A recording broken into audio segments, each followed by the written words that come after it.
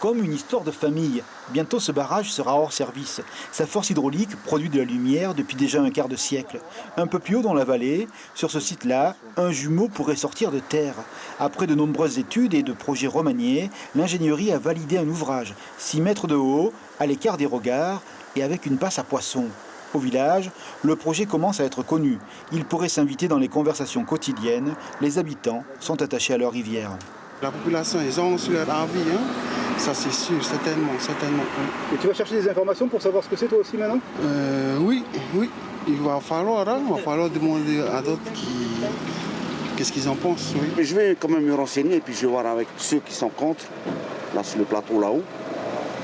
Il y en a qui sont contre, je sais. Et toi tu doutes, tu aimerais réfléchir pour savoir si c'est bien ou pas ? Oui, parce que je ne pense pas que c'est une bonne chose quand même de refaire notre barrage.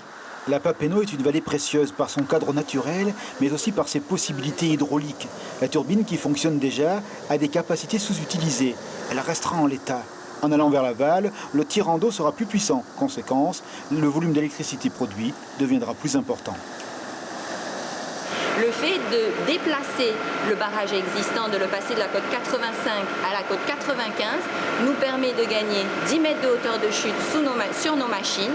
Donc les machines vont pouvoir avoir une puissance supplémentaire, un productif supplémentaire de 4,5 gigawattheures, permettant d'alimenter à peu près 1250 farés supplémentaires.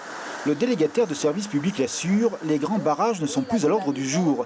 Les petites unités à l'image de ce projet sont plus en phase avec les attentes sociétales et environnementales. Les canalisations seront enterrées, puis il y a l'objectif politique d'une énergie propre. À ce jour, 60% de notre lumière vient de l'énergie fossile.